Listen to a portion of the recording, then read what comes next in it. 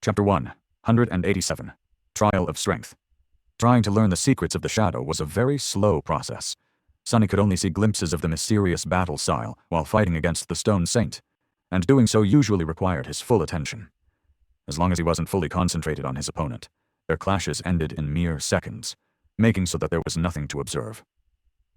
But when he concentrated on the battle at hand, he couldn't really pay any attention to the shadow, which in turn eliminated the possibility of observing it.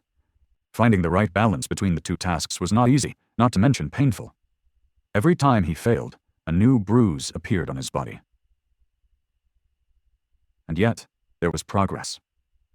Although Sunny was still unable to peer into the depths of the battle art, he was slowly beginning to get a feel for it. His shadow was more treacherous, fluid, and malleable than he was. There was a hint of a graceful cadence to its movements that lacked in his. It was as though it was performing a dance. A shadow dance. Frustrated by the lack of a breakthrough, Sunny wanted to push himself harder, but had to stop himself. Even considering the tenacious effects of the blood weave, his training regimen had already brought his body to its limits. He needed to preserve its condition if he was going to join Nephis on her long expedition.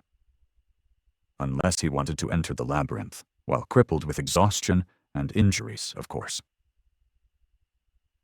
What Sunny failed to realize due to the lack of experience and the fact that he had been mostly self-taught was that this accomplishment had already made him an outlier as far as humans went.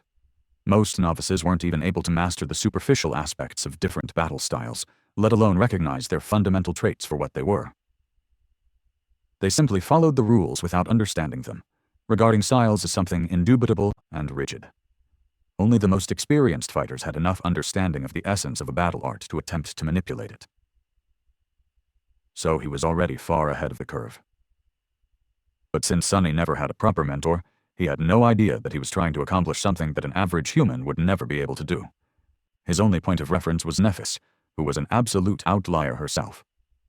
If renowned masters of combat arts were to learn that a self-taught youth from the outskirts had managed to dismantle two incredibly complex battle styles into basic elements and assemble them together to better suit his tastes, while also trying to learn a third one from his shadow, they would be stunned on the However, Sunny just thought that he was unsuccessful and incredibly slow.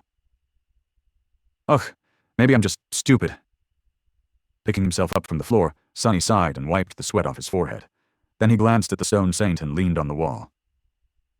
You're done for today? Effie was nearby, dying from boredom. Watching Sunny torture himself was her only way to entertain herself in this dark room. Oh, well, that and torturing him herself, among other things. Whatever. He gave her a tired nod. Yeah, I think so. It's already dusk, so I'll probably rest for a bit and go out. The huntress narrowed her eyes. By the way, I wanted to ask, how do you even know what time of day it is? There's no windows here, and we can't hear the sea yet.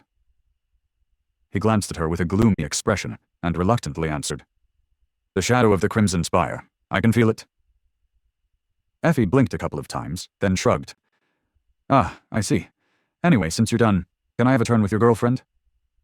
Sunny gritted his teeth and answered without even thinking.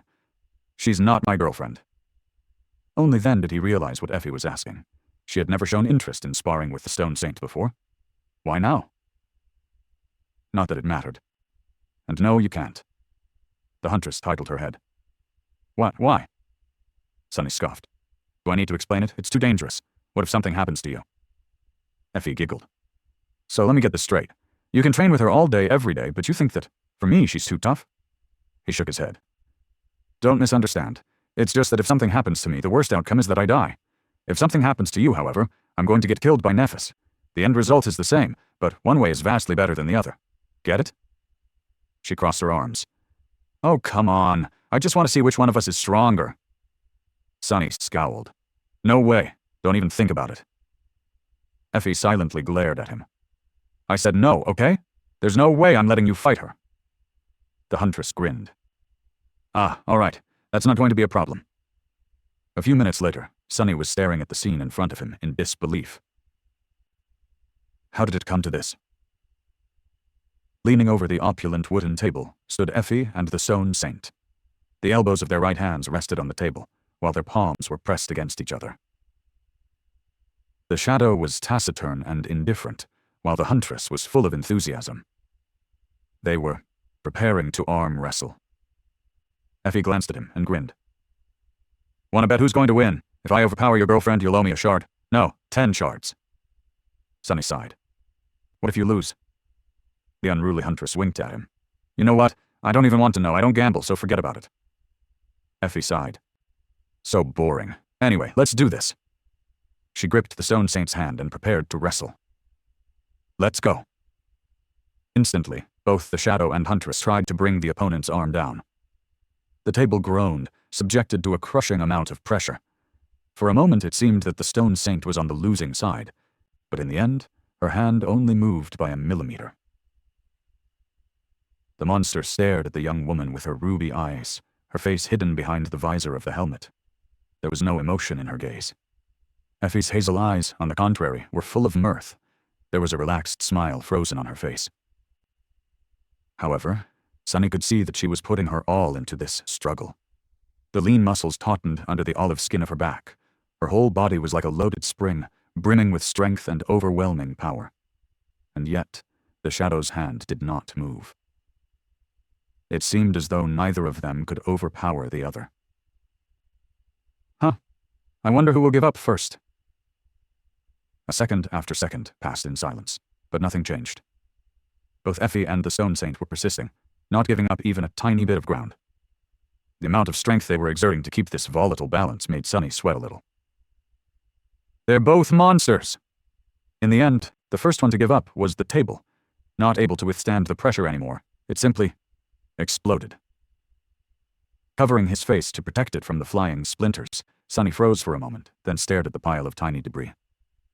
A feeling of deep sorrow and indignation pierced his heart. Oh no, my table.